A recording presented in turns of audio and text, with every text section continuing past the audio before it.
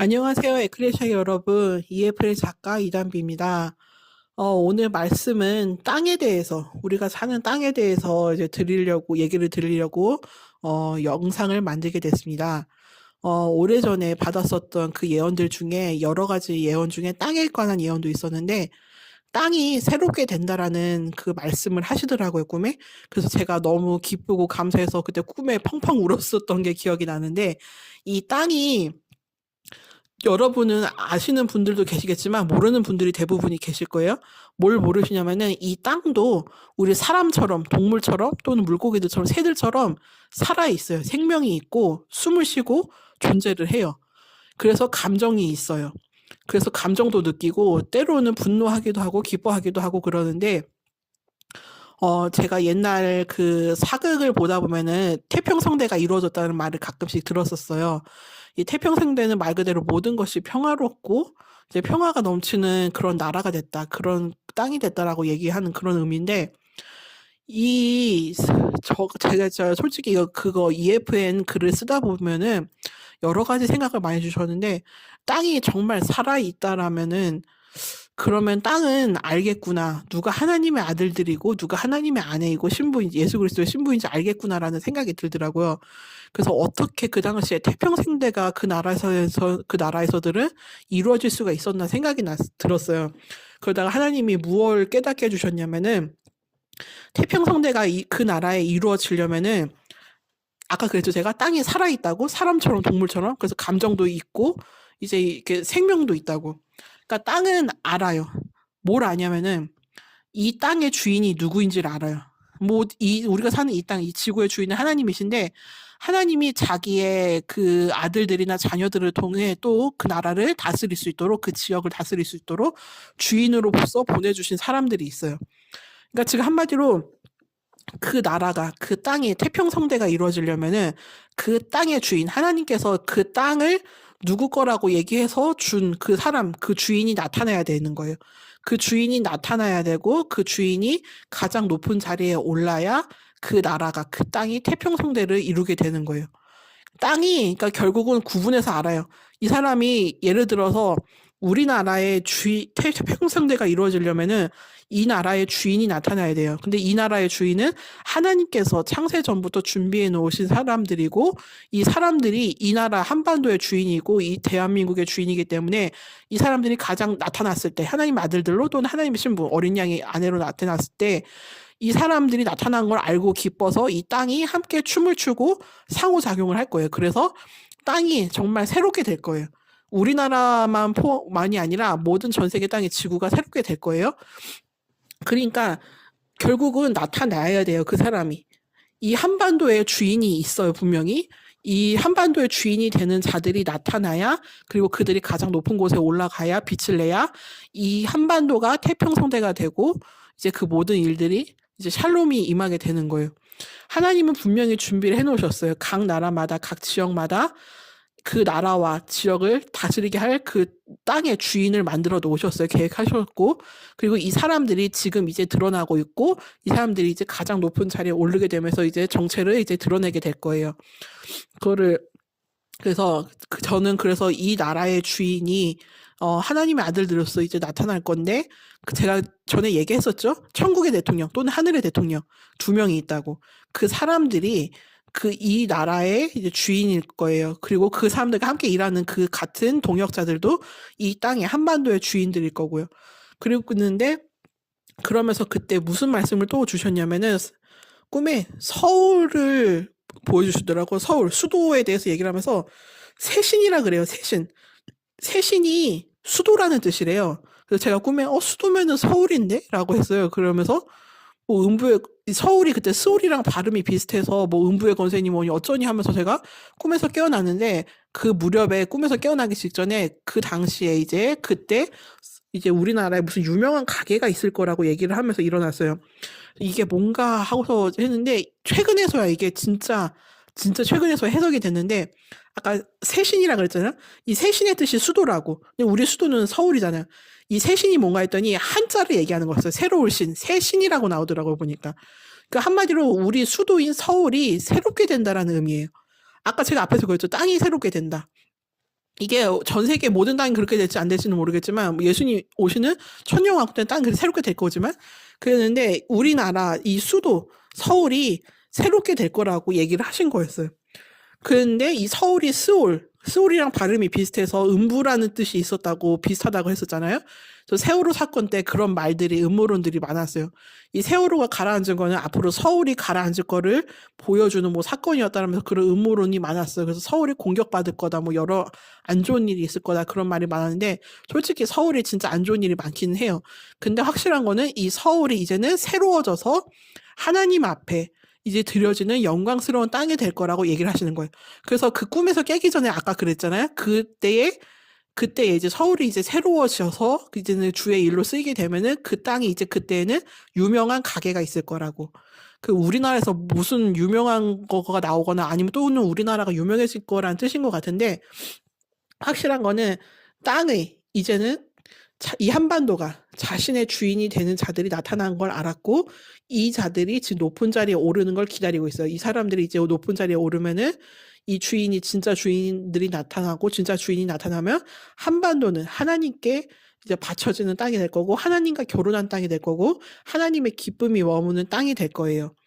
지금 제가 이거 뭐랄까 기독교 영상이나 말씀 같은 걸 보다 보면은 전에 얘기했다시피 막 안 믿는 사람들 무슨 점쟁이나 무슨 도사들이나 뭐 미스터리 채널 같은 것도 같이 떠요 유튜브 알고리즘에.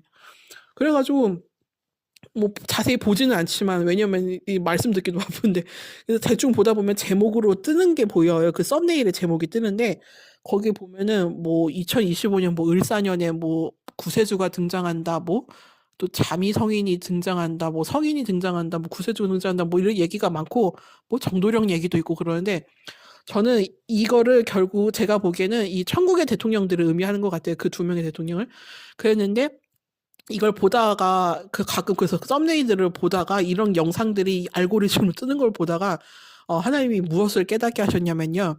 그 영상들을 대충 끝까지는 안 봐요. 귀찮아서.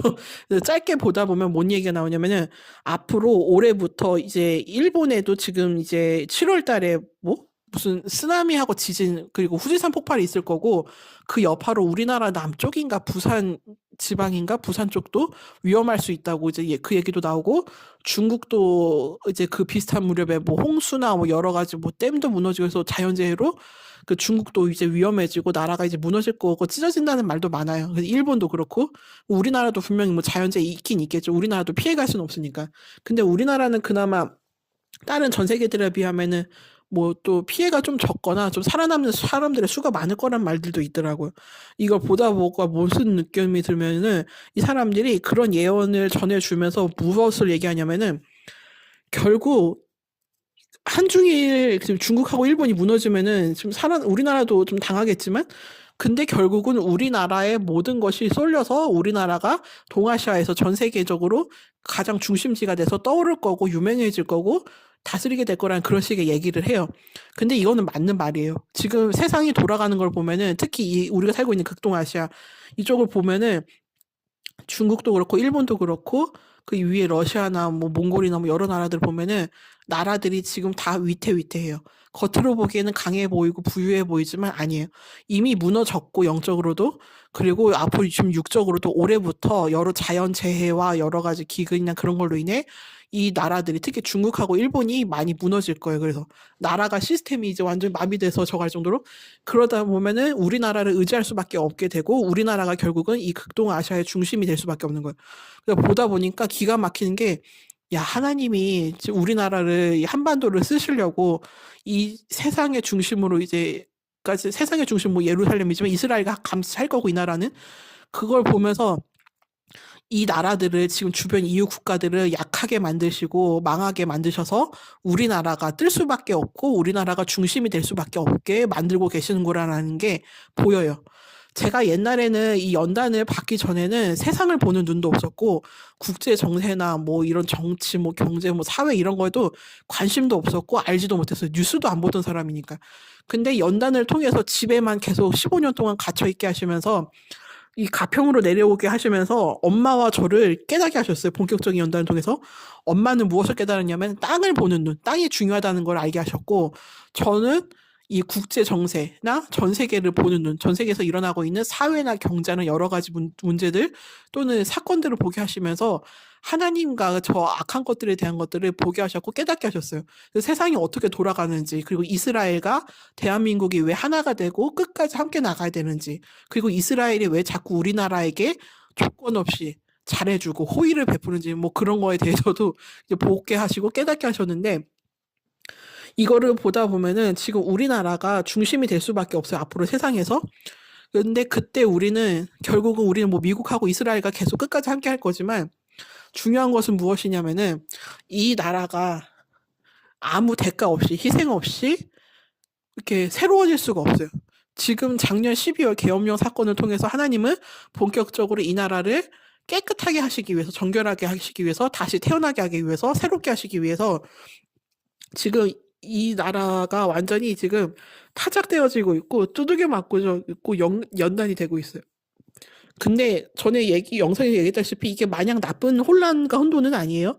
이 혼란과 혼돈이 우리 눈에나 안 믿는 사람들 눈에는 악하거나 안 좋은 일로 보이겠지만 우리가 12의 단계, 그 천국 정부의 숫자, 그 12의 단계, 완성의 숫자로 가기 위해서 우리는 그 혼란과 혼돈을 그때 숫자 11이라 그랬어요. 11이라 그랬나? 내가 9라 그랬었나? 어쨌든 그랬는데, 이 12로 가기 위해서, 지금 이 혼란을 뜻하는 이 숫자, 이 11을 넘어야 된다고 하더라고요.